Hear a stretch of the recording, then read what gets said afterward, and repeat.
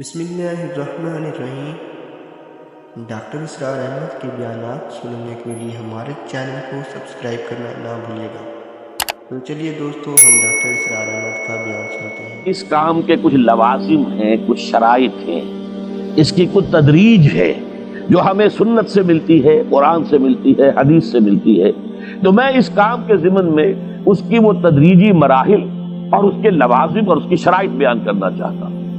سب سے پہلی شرط اول، وہ فارسی کا شعر مجھے یاد آیا کہ در رہے منزل لیلا کے خطر ہاش بسے، شرط اول قدمی نس کے مجنون باشی۔ پہلی شرط یہ کہ مجنون بنو۔ تو یہاں کا پہلی شرط کیا ہے؟ پہلے صاحب ایمان بنو، ایمان تمہارے دلوں میں ہو۔ یا ایھا الذین آمنوا آمنوا باللہ ورسولہ، یعنی ایک ایمان تو تمہیں حاصل ہے، اقرار باللسان، وہ تو تمہیں والدین سے مل گیا، عقیدہ تمہارا ہے، متوارث جو ہے تم عقیدے کو مانتے ہو، لیکن دلی یقین والا ایمان حاصل کرو۔ اصل میں اس کے بعد گاڑی چلتی ہے، اس کے بعد جو ہے نتائج نکلتے چلے جائیں گے، لیکن اگر وہاں ایمان کی کمزوری ہے تب اوپر سے کوششیں کریں گے، نتیجہ نہیں نکلے گا، آگے ہم بڑھ نہیں سکیں گے، ہمارے جو جد و جہد ہے وہ کامیابی سے ہمکنار نہیں ہوگی۔ اس جیسے ہی ہے جیسے ہم درخت لگانا چاہ رہے ہیں جس کی جڑ ہی نہیں ہے۔ آپ زمین کھود کر درخت جو اس کے اندر گاڑ دیں گے تو زمین تو نہیں پکڑے گی اس کو، وہ تو نیچے سے جڑ ہو اور پھر درخت جو ہے اس سے ابھرے، تو وہ ہوتا ہے کہ جس کے لیے یوں سمجھیے سرسب درخت بنے گا۔ اس حوالے سے سب سے پہلا قدم کیا ہے؟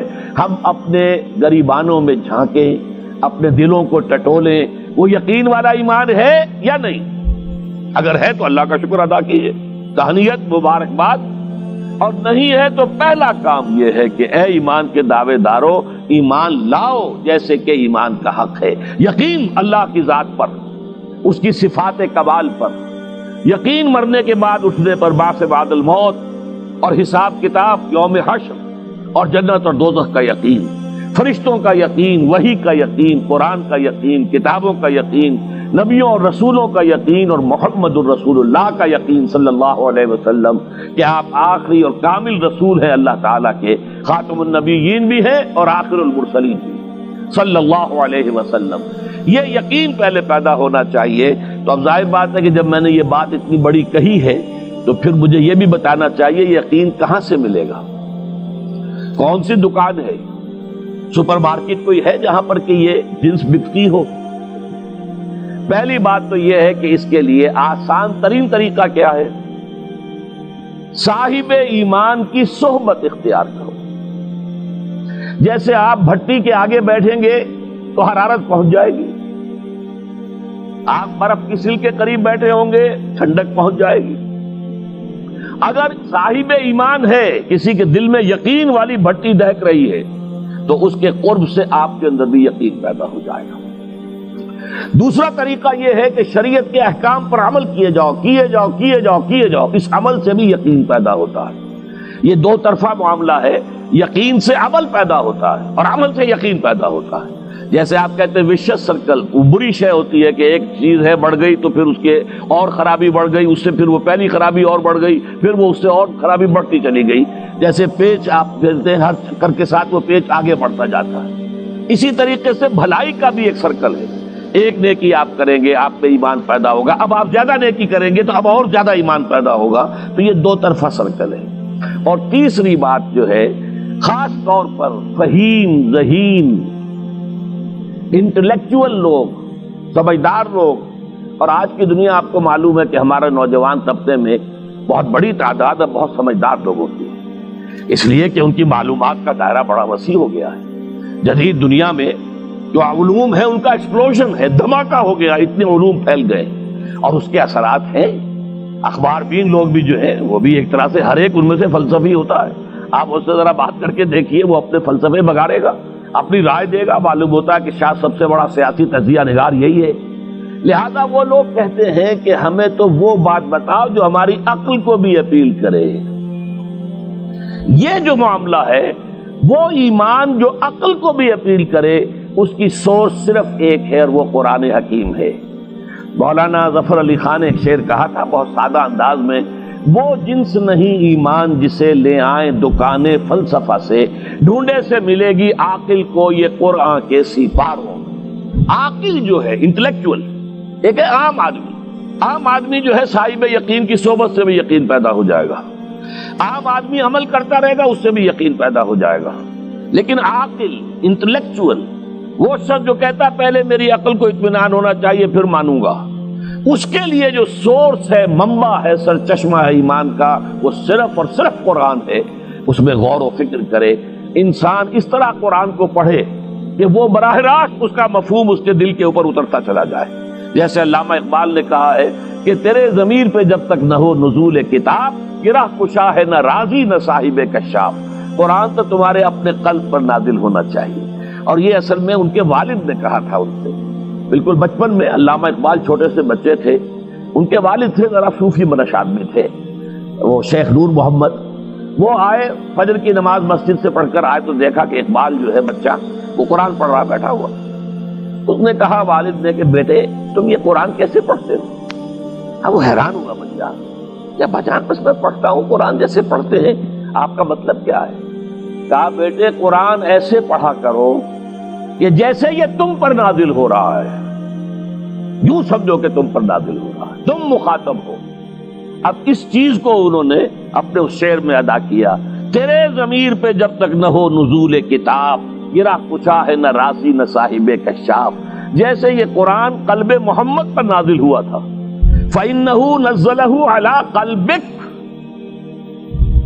جبرائیل نے یہ اے نبی اے محمد آپ کے دل پر اتارا ہے. تو جب تک ہمارے بھی دل پر نہیں اترے گا تو قرآن مجید جو ہے وہ ہمیں انسپائر نہیں کر سکے گا. ترجمہ آپ پڑھیں گے، کچھ آپ کو معلوم ہو گیا اس کا مطلب یہ ہے. تفسیر پڑھا، اچھا جی ٹھیک ہے فلاں مفسر نے یہ لکھا ہے، فلاں نے یہ لکھا ہے، یہ معلومات تو مل جائیں گی، لیکن وہ اندر سے جو موٹیویشن ہوتی ہے، اندر سے جو جذبہ ابھرتا ہے، اندر سے جو ایمان جو ہے ایک چشمے کی طرح قلب کی گہرائیوں سے ابلتا ہے، وہ نہیں ہوگا. وہ اسی وقت ہوتا ہے کہ جب وہ انٹلیکچوئل آدمی جو ہے وہ کم سے کم اتنی تکلیف ضرور کرے کہ اتنی عربی سیکھ لے کہ عربی جو ہے قرآن مجید اس کے براہ راست قلب پر نازل ہو سکے. وہ ترجمہ نہ دیکھے. اب ایک آیت پڑھی پھر ترجمہ دیکھا، پھر دیکھا اس میں نمبر 11 لکھا ہوا ہے، حاشیہ میں جا کر دیکھا نمبر 11 یہاں ہے، وہ دیکھا، تسلسل تو ٹوٹ گیا. اب وہ بات نہیں رہی. اور ترجمہ جو ہے وہ سبھی جانتے ہیں دنیا میں، ہر بچہ بھی سمجھ لے گا کہ غالب کا کوئی شعر ہو اور وہ آدمی پڑھ کے جھوم جاتا ہے کہ کیا بات کہی، اسی کا انگریزی میں ترجمہ کر دیجیے. اب اس میں کچھ بھی نہیں، آپ نے مفہوم تو بیان کر دیا انگریزی میں، لیکن جو تاثیر ہے اس غالب کے شعر کی وہ انگریزی میں منتقل نہیں ہو سکتی. تو قرآن مجید کا کچھ نہ کچھ مفہوم تو ترجمے سے معلوم ہو جائے گا، قرآن کی تاثیر ترجمے سے نہیں حاصل ہو سکتی، تفسیر سے نہیں حاصل ہو سکتی.